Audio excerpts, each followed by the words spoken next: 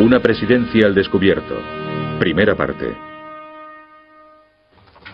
El legado de Kennedy se caracteriza en parte por la forma en cómo murió. The sound of the muffled drum sweeps in melancholy waves over the hushed throng.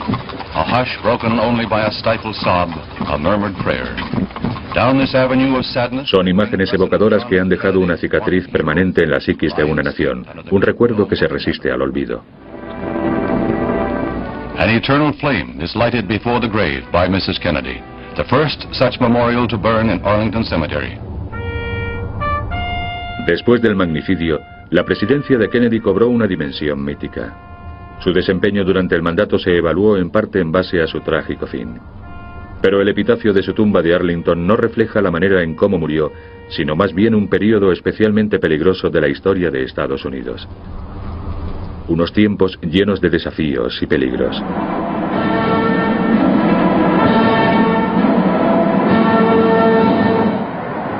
John Fitzgerald Kennedy, do solemnly swear. I, John Fitzgerald Kennedy, do solemnly swear. That you will faithfully execute the office. Todo empezó una fría mañana de invierno de 1961. Protect and defend the Constitution of the United States. Preserve, protect, and defend the Constitution of the United States. So help you God. So help me God. El nuevo presidente se enfrentaba a una tarea de enormes proporciones. El mundo estaba en crisis y cada vez se hablaba más de una posible guerra. Al asumir el mandato, Kennedy le comunicaba a la nación que se avecinaban lo que él denominaba las horas de máximo peligro. To those nations who would make themselves our adversary, we offer not a pledge, but a request that both sides begin anew the quest for peace. Before the dark powers of destruction, unleashed by science, engulf all humanity in planned or accidental self-destruction. Todos teníamos la sensación de que estábamos al borde de una situación incontrolable. Ni los norteamericanos ni los soviéticos querían una guerra, y los hechos lo prueban claramente. Pero ninguno de los dos bandos confiaba en que al final ninguno pudiera impedir el estallido de la guerra. Kennedy era el primer presidente que se enfrentaba por primera vez en más de 100 años a un nuevo peligro, la vulnerabilidad de Estados Unidos a un ataque exterior. Estábamos en guerra en todas partes del mundo, o por lo menos así nos lo parecía, y ciertamente así es como lo veía Kennedy. Kennedy pretendía con su discurso lograr concienciar a los norteamericanos para que empezaran a participar en el proceso político, ya que las generaciones más jóvenes hacía mucho tiempo que se habían desentendido de la política. Now the trumpet summons us again, not as a call to bear arms, though arms we need, not as a call to battle, though in battle we are, but a call to bear the burden of a long twilight struggle, year in and year out, rejoicing in hope, patient in tribulation, a struggle against the common enemies of man, tyranny, poverty, disease, and war itself. El discurso de mi hermano captaba, en mi opinión, la esencia del asunto. Es decir, no estaba ofreciendo al pueblo norteamericano, o más bien a los pueblos de todo el mundo que le escuchaban, una serie de promesas, sino que les había lanzado un reto. Me parece que esa es realmente la esencia de su discurso, e intuyo que, en parte, por eso ha perdurado en la mente de todos. Ese día de enero, Estados Unidos inauguraba algo más que un hombre. Daba la bienvenida a toda una familia. El patriarca Joe Kennedy era el alma mater, habiendo fijado las bases morales, políticas y económicas de sus hijos. Ese día veía colmadas todas sus ambiciones. La transformación de una familia irlandesa católica en una dinastía norteamericana. El país había confiado su futuro a un hombre de 43 años, el hombre más joven en ser elegido presidente en toda la historia de Estados Unidos. Pero el pueblo desconocía muchos aspectos de la vida de Jack Kennedy, grandes secretos que podrían haber impedido su elección si se hubieran sabido desde un principio. Creo que intuía que no le habrían elegido de conocerse la gravedad de su dolencia. Además, era el promotor de la idea de la nueva frontera y, por lo tanto, se suponía que tenía que ser el hombre fuerte del proyecto. Que se llegara a saber la gravedad de su problema suponía hasta cierto punto desmentir la imagen pública que trataban de proyectar. Pero la magnitud del problema físico de Kennedy le hizo ser más ambicioso y resuelto, si cabe. Lo más importante sobre John Kennedy es que estaba convencido de que iba a morir joven y que no podía esperar su turno. Y no lo hizo. Consiguió la presidencia siendo muy joven porque pensaba que no iba a llegar a viejo. El cómo hacerlo y el cómo superar los problemas carecía de importancia para él. Hasta 2003, 40 años después de la muerte de Kennedy, no se ha permitido que unos médicos independientes revisen el historial médico del presidente. Los expertos han descubierto una maniobra de encubrimiento que se remonta a la primera vez que Kennedy se presentó a un cargo público en 1946.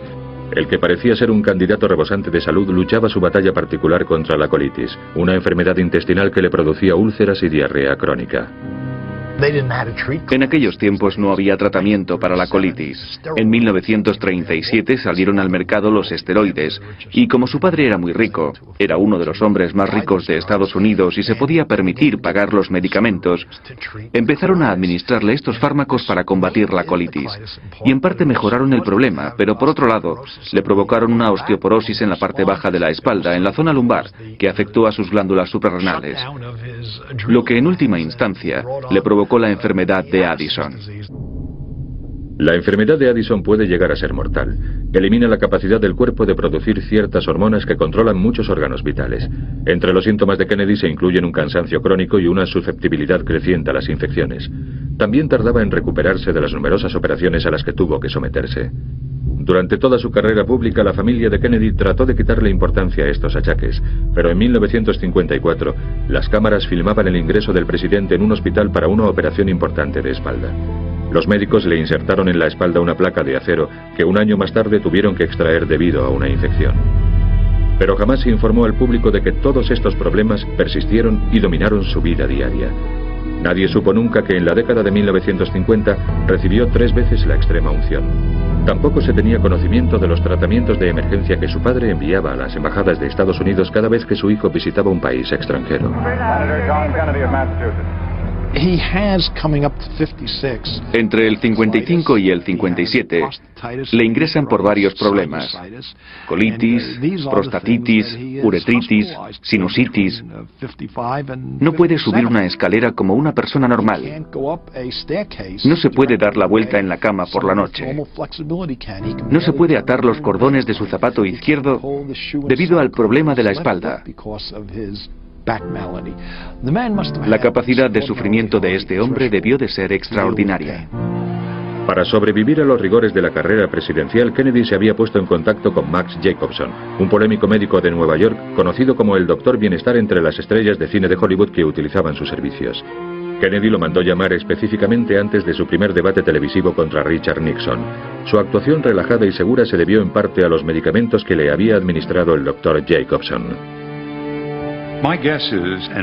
Me imagino, y Robert Kennedy me lo ha confirmado también, que no había un día en que John Kennedy no tuviera dolores. Había aprendido a vivir con ellos y obviamente funcionaba a un nivel muy alto.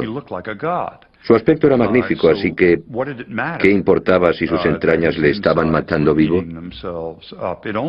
Pero sí importaba en el sentido en que todo esto le hizo ser más despreocupado y audaz que cualquier otro hombre que esperara vivir hasta los 70 u 80 años. Varias veces durante la campaña de 1960 se especuló con la posibilidad de que Kennedy pudiera padecer la enfermedad de Addison y que ello podría afectar a su desempeño en la presidencia. La familia desmintió siempre el hecho, insistiendo en que el presidente gozaba de una salud excelente. ¿Que cómo lo veo en retrospectiva? Como una maniobra de encubrimiento. Trataron de ocultar la verdad al público sistemáticamente. Kennedy también ocultaba que su matrimonio no era en absoluto la imagen de la pareja ideal que las fotografías de la revista Life presentaba. El matrimonio tenía problemas, en parte debido a los 12 años de diferencia entre los cónyuges y en parte por los rumores de que Jack era infiel. Cuando me entrevisté con él durante la campaña, me dijo que los primeros años de su matrimonio habían sido muy difíciles. Yo no la entendía, ni ella me entendía a mí, me comentó. Y que los problemas habían sido tan graves que habían llegado a considerar la separación. A finales de la década de 1950, el mundo se estaba hundiendo en una crisis que muchos temían conduciría inexorablemente hacia una guerra contra los soviéticos. En sus memorias, grabadas en el despacho Oval, Kennedy manifestaba su creciente preocupación por lo que él veía como una debilidad de Estados Unidos frente al problema de la expansión del comunismo. Eran preocupaciones que solo un presidente podía resolver. During my years in the Senate, I've come to understand that the presidency is the ultimate source of action, period. The Senate is not. All of the things that you become interested in doing, the president can do, and the Senate cannot, particularly in the area of foreign policy. Para Kennedy, cada día era un regalo de Dios, y no quería desperdiciar ni un momento. Y con esa actitud empezó su mandato. Para él, cada minuto en la presidencia era precioso, y no se podía malgastar. Ninguno de los secretos de la familia eran evidentes el día de la investidura en 1961. Los norteamericanos estaban entusiasmados con la familia del nuevo presidente. Era la pareja más joven que había pisado la Casa Blanca, la más atractiva y ciertamente la mejor vestida. Además, eran los más ricos. Le daban un cierto toque regio, aunque se tratara de una presidencia. Era como una monarquía estadounidense. Para combatir los problemas que se avecinaban, Kennedy seleccionó un gabinete impresionante compuesto por los mejores y los más brillantes, por los hombres de la nueva frontera, como vinieron a llamarse. Curiosamente, Kennedy no conocía prácticamente a ninguno de ellos, ni a Dean Rusk, un académico un tanto anodino de Georgia, quien sería su ministro de Asuntos Exteriores, ni tampoco al liberal republicano y presidente de la compañía Ford, Robert S. McNamara, a quien Kennedy llamó para el Pentágono. Al principio pensé que no tenía ni idea de lo que estaba haciendo. Y le dije que no estaba cualificado para ser ministro. Primero me ofreció ser ministro de Hacienda y le dije, santo cielo, soy industrial. He sido presidente de la Ford y sé cómo invertir montones de dinero, pero no soy un experto en las finanzas de Wall Street o en las operaciones de Hacienda. Entonces me ofreció ser ministro de Defensa y le dije, mire, estuve en el ejército durante 3 años en la Segunda Guerra Mundial, pero eso no me cualifica para ser ministro de Defensa. No estoy preparado. Y entonces me dijo, Bob, tampoco hay ninguna escuela para presidentes. Me pareció un comentario estupendo. Su primera decisión presidencial fue volver a nombrar al director del FBI, J. Edgar Hoover, una figura poderosa y polémica que muchos de los partidarios de Kennedy querrían haber visto fuera de juego. Pero Jack Kennedy sabía que Hoover tenía información comprometedora sobre él. En 1942, el FBI había abierto un expediente sobre una relación que Kennedy había mantenido con una mujer que supuestamente era una espía nazi. Ahora, 20 años después, nombraba a su hermano Bobby fiscal del distrito con la misión de vigilar estrechamente al director del FBI. El hecho de que nombrara a Bobby fiscal del distrito se debió en parte a una maniobra de autoprotección. Con Hoover ahí, de jefe del FBI, el presidente necesitaba a alguien que estuviera por encima de Hoover y lo tuviera bajo control. Esta medida es consistente con el autoproteccionismo que practicaba la familia Kennedy. Joe Kennedy sabía esto perfectamente. Había estado años tratando de ganarse a J. Edgar Hoover y con ese objeto le había ofrecido un trabajo como su jefe personal de seguridad. Es decir, nombrar a Bobby fiscal del distrito era en parte una astuta maniobra para cubrirse las espaldas. La opinión generalizada es que Bobby debía de ser la mano derecha del presidente, pero Jack mantenía la distancia con todo el mundo, incluso una presidencia al descubierto. Primera parte. El legado de Kennedy se caracteriza en parte por la forma en cómo murió. The sound of the muffled drums sweeps in melancholy waves over the hushed rock, a hush broken only by a stifled sob. 61. Protect and defend the Constitution of the United States. Preserve, protect, and defend the Constitution of the United States. So help you God. So help me God. El nuevo presidente se enfrentaba a una tarea de enormes proporciones. El mundo estaba en crisis. Son imágenes evocadoras que han dejado una cicatriz permanente en la psiquis de una nación, un recuerdo que se resiste al olvido. An eternal flame is lighted before the grave by Mrs. Kennedy, the first such memorial to burn in Arlington Cemetery. Llenos de desafíos y peligros.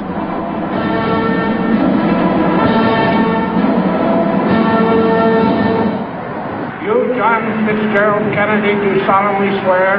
I, John Fitzgerald Kennedy, do solemnly swear. That you will faithfully execute the office. Todo empezó una fría mañana de invierno de 1900.